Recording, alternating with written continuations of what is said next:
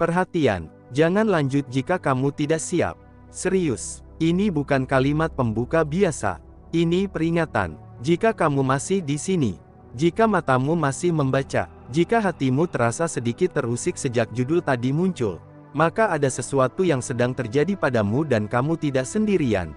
Video ini tidak dibuat untuk semua orang. Bukan karena sok eksklusif. Bukan karena ingin terlihat misterius. Tapi karena faktanya, sebagian besar orang tidak akan bertahan sampai akhir. Mereka akan menutupnya. Mereka akan merasa, ini berlebihan. Mereka akan kembali scrolling, kembali ke hidup lama mereka. Dan tetap terjebak di tempat yang sama. Tapi kamu berbeda. Dan itu yang berbahaya. Karena orang seperti kamu biasanya sedang berada di fase paling sunyi dalam hidupnya. Bukan selalu sedih. Bukan selalu gagal. Tapi bingung. Merasa ada yang salah tapi tak tahu di mana. Merasa hidup berjalan tapi jiwa tertinggal entah di mana. Dan anehnya, judul ini muncul bukan saat kamu bahagia sepenuhnya. Bukan saat kamu benar-benar sibuk. Tapi di saat pikiranmu terbuka sedikit lebih lebar dari biasanya. Kebetulan, sebagian orang menyebutnya begitu. Tapi orang-orang yang bertahan sampai titik ini tahu. Hal penting jarang datang dengan suara keras. Ia datang pelan, lewat rasa penasaran, lewat kalimat sederhana yang kena, lewat satu klik yang entah kenapa kamu lakukan. Sekarang dengarkan baik-baik. Video ini tidak akan memanjakanmu, tidak akan memberi motivasi manis, tidak akan mengatakan kamu hebat hanya agar kamu merasa nyaman. Sebaliknya, video ini akan mengusik, akan membuatmu berpikir, akan memaksa kamu bercermin pada hal-hal yang selama ini kamu hindari. Dan disinilah titik penyaringannya. Karena hanya ada dua jenis orang di dunia ini. Mereka yang siap menghadapi kebenaran. Dan mereka yang lebih memilih ilusi yang menenangkan. Jika kamu termasuk yang kedua, ini saatnya berhenti. Tidak ada yang salah. Tidak semua orang dipanggil di waktu yang sama. Tapi jika dadamu terasa sedikit sesak, jika ada suara kecil di kepalamu yang berkata, lanjutkan. Jika kamu merasa video ini seolah berbicara langsung kepadamu, maka satu hal pasti, kamu tidak sampai ke sini tanpa alasan. Pertanyaannya sekarang hanya satu, apakah kamu cukup berani untuk melanjutkan? Atau kamu akan kembali menjadi penonton seperti sebelumnya? Keputusanmu akan menentukan versi dirimu setelah video ini berakhir. Tonton sampai akhir, atau tinggalkan sekarang. Karena setelah ini, tidak semua orang akan tetap sama. Video ini bukan untuk sembarang orang. Jika kamu nonton, artinya 1. Kamu sedang berada di persimpangan hidup. Bukan kebetulan kamu klik video ini. Biasanya yang sampai ke sini sedang ragu, lelah, atau mempertanyakan arah hidupnya sendiri. 2. Kamu mulai sadar ada yang salah, tapi tak bisa dijelaskan. Bukan soal gagal atau sukses, tapi ada kekosongan yang tak bisa ditutup dengan hal biasa. Dan itu mengganggu pikiranmu akhir-akhir ini. 3. Kamu bukan penonton pasif. Orang biasa menonton untuk hiburan. Kamu menonton untuk mencari jawaban meski belum tahu pertanyaannya apa. 4. Jiwamu lebih peka dari yang kamu kira. Kamu mudah menangkap makna, simbol, dan pesan tersembunyi. Itulah sebabnya judul ini memanggilmu. 5. Kamu siap mendengar kebenaran, meski pahit. Tidak semua orang kuat menerima kenyataan. Jika kamu masih bertahan di video ini, berarti kamu siap untuk jujur pada diri sendiri. 6. Kamu sedang diuji, bukan dihukum. Apa yang kamu alami bukan kebetulan buruk, tapi proses penyaringan. Tidak semua orang lolos di fase ini. 7. Kamu sadar hidup bukan sekadar rutinitas. Bangun, kerja, pulang, ulangi dan kamu mulai merasa, masa hidup cuma begini. 8. Kamu dipilih untuk berubah, bukan nyaman. Video ini tidak akan menenangkanmu, justru akan mengganggu pikiranmu sampai kamu bergerak. 9. Jika kamu berhenti sekarang, kamu akan tetap sama. Tapi jika kamu lanjut sampai akhir, sesuatu akan berubah cara berpikir, atau cara melihat hidupmu.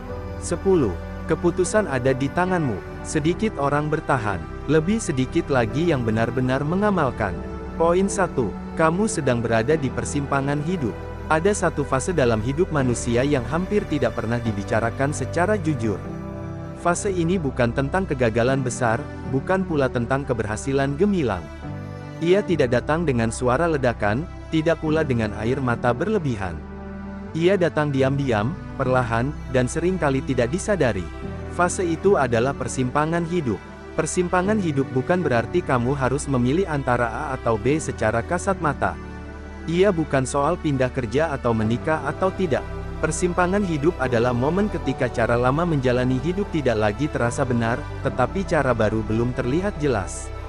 Kamu masih berjalan, masih berfungsi, masih terlihat baik-baik saja di mata orang lain, namun di dalam dirimu ada sesuatu yang mulai retak. Biasanya, fase ini ditandai dengan satu pertanyaan sederhana yang muncul berulang kali. Apakah hidupku memang seharusnya seperti ini? Pertanyaan itu mungkin datang saat kamu sendirian di malam hari. Mungkin muncul ketika kamu sedang menjalani rutinitas yang sama seperti kemarin, minggu lalu, bahkan bertahun-tahun lalu. Tidak ada tragedi besar, tidak ada masalah yang bisa ditunjuk dengan jari. Namun ada perasaan kosong yang tidak bisa dijelaskan. Disinilah banyak orang salah memahami dirinya sendiri. Mereka mengira mereka kurang bersyukur. Mereka mengira mereka terlalu banyak berpikir. Mereka mengira itu hanya kelelahan biasa. Lalu mereka menutupnya dengan kesibukan, hiburan, atau kebisingan. Padahal yang terjadi bukan kelelahan fisik, melainkan panggilan perubahan batin. Persimpangan hidup sering kali muncul setelah seseorang cukup lama hidup dengan mode bertahan. Bertahan untuk menyenangkan orang lain. Bertahan demi standar sosial. Bertahan demi ekspektasi keluarga. Bertahan demi citra yang sudah terlanjur dibangun. Bertahan terlalu lama membuat seseorang lupa, apakah ini benar-benar hidup yang ia pilih, atau hidup yang ia terima karena tidak tahu cara menolak. Ketika seseorang berada di persimpangan hidup, ia akan merasakan konflik yang unik. Di satu sisi, ia takut berubah karena perubahan berarti risiko. Di sisi lain, ia semakin takut jika tidak berubah karena diam berarti mati perlahan. Inilah konflik batin yang membuat seseorang gelisah tanpa sebab yang jelas. Menariknya, orang yang sampai ke fase ini biasanya bukan orang sembarangan. Mereka adalah orang-orang yang sudah bangun secara mental. Orang yang tidak lagi bisa hidup dengan autopilot. Orang yang tidak puas dengan jawaban dangkal. Orang yang mulai bertanya bukan hanya apa yang harus dilakukan, tetapi mengapa ia hidup. Dan inilah alasan mengapa tidak semua orang sampai ke titik ini. Banyak orang hidup dan mati tanpa pernah benar-benar mempertanyakan hidupnya. Mereka mengikuti alur yang disediakan, menjalani peran yang diwariskan, dan menganggap itu sebagai takdir. Tidak salah, tetapi juga tidak sepenuhnya sadar. Persimpangan hidup adalah undangan, bukan paksaan. Undangan untuk berhenti sejenak dan melihat hidup dari sudut pandang yang lebih jujur. Namun undangan ini tidak nyaman. Ia menggoyahkan fondasi lama. Ia mempertanyakan keputusan-keputusan yang dulu dianggap final. Ia membuat seseorang menyadari bahwa sebagian hidupnya mungkin dibangun bukan atas kesadaran, melainkan kebiasaan. Jika kamu merasa video ini menemukanmu, besar kemungkinan kamu sedang berada di fase ini. Bukan karena kamu lemah, justru karena kamu cukup kuat untuk mulai sadar. Poin 2. Kamu mulai sadar ada yang salah, tapi tak bisa dijelaskan. Kesadaran bahwa ada yang salah adalah kesadaran yang sangat halus. Ia tidak datang dalam bentuk kesimpulan logis. Ia datang sebagai rasa, sebagai intuisi, sebagai keganjilan yang terus muncul meski kamu sudah mencoba mengabaikannya. Banyak orang menunggu masalah besar untuk menyadari ada yang salah dalam hidupnya. Padahal, sebelum masalah besar itu muncul, selalu ada sinyal-sinyal kecil yang diabaikan. Sinyal itu bukan berupa musibah, melainkan ketidakselarasan batin. Kamu mungkin masih tertawa, masih bercanda, masih menjalani peran sosial dengan baik. Namun di sela-sela itu, ada momen-momen hening di mana kamu merasa tidak sepenuhnya hadir dalam hidupmu sendiri. Seolah-olah kamu sedang menjalani hidup orang lain dengan tubuhmu. Inilah tanda pertama bahwa ada yang tidak selaras. Kesalahan yang kamu rasakan bukan selalu kesalahan moral atau keputusan besar. Kadang yang salah adalah arah. Kamu berjalan cepat, disiplin, bahkan sukses menurut standar luar, tetapi arahmu tidak lagi sejalan dengan nilai terdalam dirimu. Masalahnya, masyarakat tidak mengajarkan kita untuk mendengarkan sinyal batin seperti ini. Kita diajarkan untuk mengabaikannya. Kita diberi label tidak bersyukur jika merasa hampa. Kita disebut kurang sibuk jika terlalu banyak berpikir. Akhirnya, banyak orang menekan kesadaran ini sampai ia berubah menjadi kecemasan, kemarahan, atau kelelahan kronis. Namun sebagian kecil orang tidak bisa sepenuhnya mematikannya. Rasa itu tetap muncul, bahkan semakin kuat ketika diabaikan. Kesadaran bahwa ada yang salah, seringkali tidak memiliki bahasa. Kamu tidak bisa menjelaskannya kepada orang lain tanpa terdengar berlebihan atau dramatis. Maka kamu menyimpannya sendiri. Kamu terus hidup, tetapi dengan beban yang tidak terlihat. Dan disinilah ironi terbesar terjadi. Orang-orang yang paling sadar seringkali tampak paling baik-baik saja. Karena mereka terbiasa berpikir, terbiasa merenung, terbiasa memikul beban batin tanpa mengeluh. Namun di dalam, mereka tahu ada sesuatu yang harus berubah, meski mereka belum tahu apa dan bagaimana. Kesalahan ini bukan sesuatu yang harus ditakuti. Justru sebaliknya, ia adalah tanda bahwa kesadaranmu sedang naik level.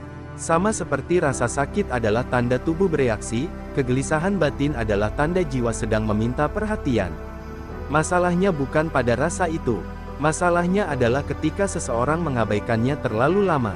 Orang yang jujur pada dirinya akan berani mengakui, "Aku tidak sepenuhnya salah secara lahir, tapi aku tidak sepenuhnya benar secara batin." Pengakuan ini membutuhkan keberanian, karena begitu kamu mengakuinya, kamu tidak bisa kembali sepenuhnya ke ketidaksadaran. Kamu mungkin masih hidup seperti biasa, tetapi cara pandangmu sudah berubah. Kamu mulai melihat kebiasaan lama dengan kacamata baru. Kamu mulai mempertanyakan hal-hal yang dulu kamu terima tanpa berpikir. Dan di titik inilah banyak orang merasa takut. Karena kesadaran tanpa keberanian untuk berubah terasa menyakitkan.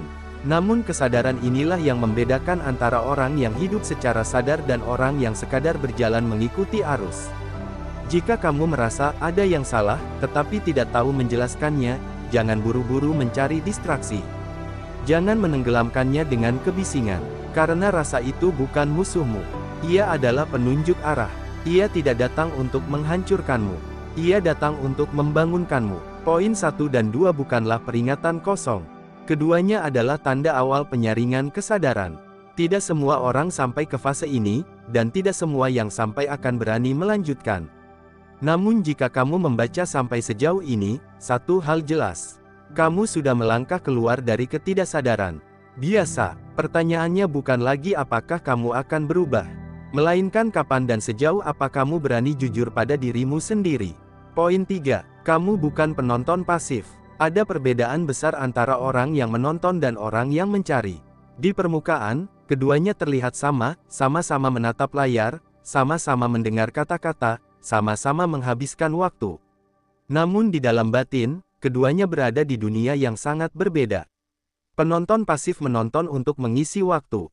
Pencari menonton karena ada sesuatu yang kosong di dalam dirinya yang tidak bisa diisi oleh hiburan biasa.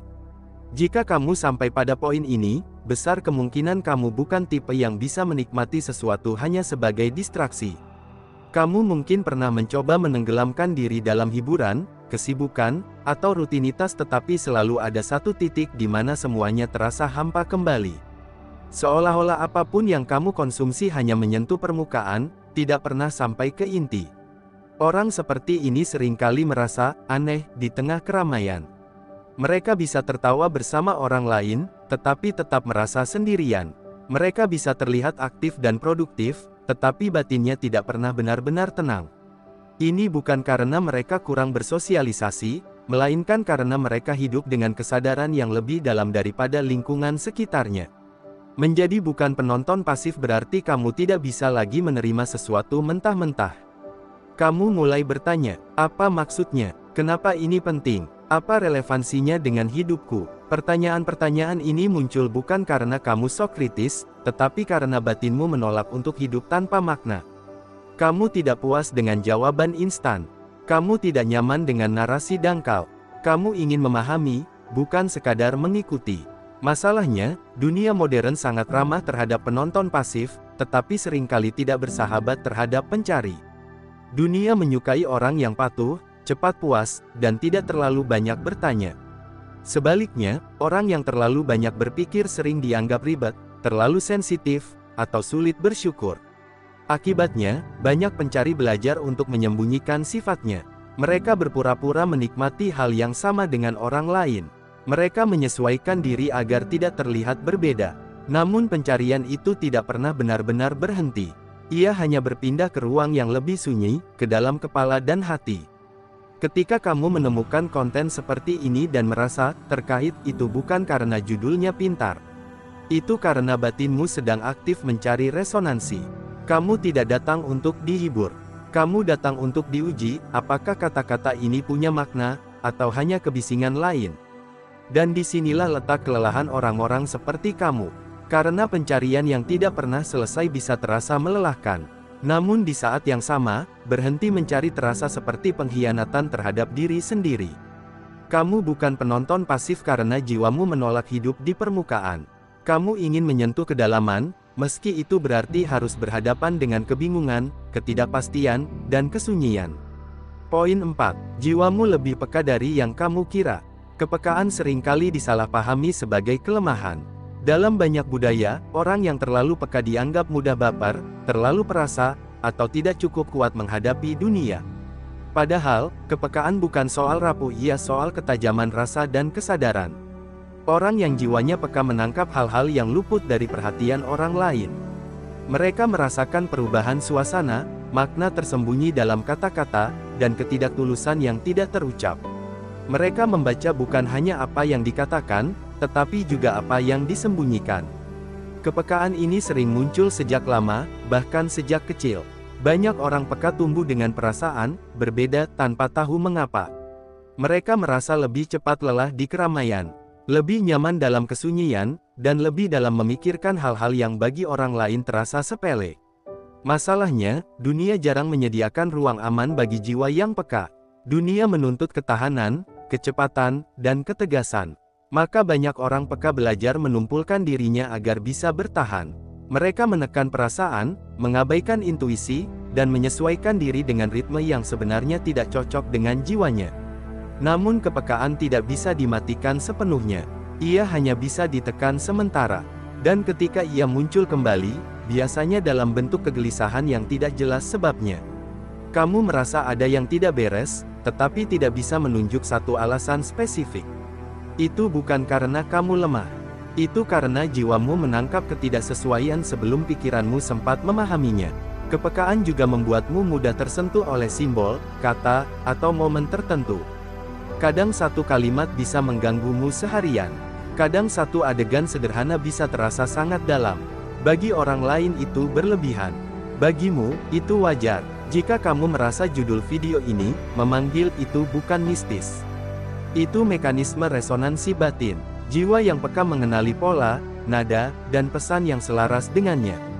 Sama seperti alat musik yang bergetar ketika mendengar nada tertentu, jiwamu bereaksi ketika menemukan sesuatu yang sefrekuensi. Namun kepekaan juga membawa beban. Orang yang peka seringkali memikul lebih banyak dari yang seharusnya. Mereka mudah menyerap emosi orang lain, mudah merasa bersalah, dan sulit bersikap masa bodoh. Dunia yang keras bisa terasa terlalu bising bagi mereka. Disinilah pentingnya memahami bahwa kepekaan bukan sesuatu yang harus dihilangkan, tetapi diarahkan. Jiwa yang peka tanpa kesadaran akan tersesat dalam kelelahan. Namun jiwa yang peka dengan pemahaman bisa menjadi sumber kebijaksanaan yang dalam. Jika kamu berada di titik ini, kemungkinan besar jiwamu sedang meminta untuk didengarkan, bukan lagi ditekan. Ia tidak ingin terus hidup dalam kebisingan yang tidak selaras. Ia ingin kejujuran, ketenangan, dan makna. Dan itu sebabnya tidak semua orang sampai ke sini.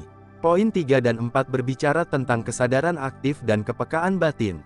Dua hal ini jarang dimiliki banyak orang, dan seringkali tidak dihargai oleh lingkungan sekitar. Namun justru disitulah letak kekuatannya. Jika kamu merasa relate, itu bukan kebetulan. Itu tanda bahwa kamu bukan sekadar penonton dalam hidupmu sendiri. Tidak semua orang sampai pada titik ini. Dan itu bukan kalimat dramatis, itu kenyataan. Sebagian besar manusia hidup dengan pola yang sama dari awal hingga akhir. Mereka menjalani hari demi hari tanpa pernah benar-benar berhenti untuk bertanya, apakah hidup ini masih selaras dengan siapa aku sebenarnya? Mereka berjalan mengikuti arus, mematuhi kebiasaan, dan menganggap kelelahan batin sebagai harga wajar dari kehidupan. Namun ada sebagian kecil orang yang tidak bisa hidup seperti itu. Dan jika kamu membaca sampai bagian ini, besar kemungkinan kamu termasuk di dalamnya. Poin-poin yang dibahas bukanlah ramalan, bukan pula klaim eksklusif. Semuanya adalah cermin. Cermin yang hanya bekerja bagi mereka yang berani melihat ke dalam, bukan hanya keluar. Poin pertama menunjukkan bahwa kamu sedang berada di persimpangan hidup fase sunyi di mana jalan lama tak lagi terasa benar, sementara jalan baru belum sepenuhnya terlihat. Ini bukan tanda kegagalan. Ini tanda bahwa kesadaranmu sedang bergerak. Bahwa hidup tidak lagi bisa dijalani dengan autopilot. Poin kedua mengungkapkan keganjilan batin yang sering disalahartikan. Rasa ada yang salah, bukan kelemahan mental, melainkan sinyal. Sinyal bahwa ada ketidaksesuaian antara arah hidup dan nilai terdalam dirimu. Banyak orang menekan sinyal ini sampai ia berubah menjadi kelelahan, kemarahan, atau kehampaan.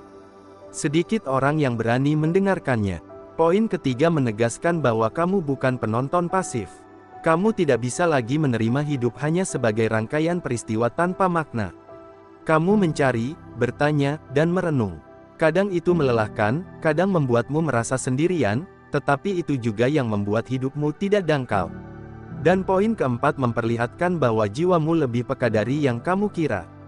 Kepekaan ini bukan kutukan, ia hanya menjadi beban ketika tidak dipahami.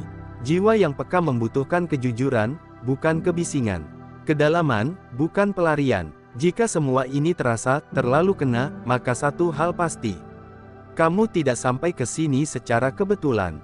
Namun penting untuk dipahami, kesadaran saja tidak cukup. Menyadari bahwa kamu berada di persimpangan tidak otomatis membuatmu bergerak.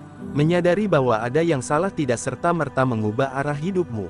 Kesadaran adalah pintu bukan tujuan akhir. Yang menentukan segalanya adalah apa yang kamu lakukan setelah menyadari. Kamu bisa menutup video ini, kembali ke rutinitas lama, dan membiarkan rasa itu perlahan mengendap. Banyak orang memilih jalan itu. Tidak salah, tetapi juga tidak jujur sepenuhnya. Atau kamu bisa mulai melakukan hal yang jarang dilakukan.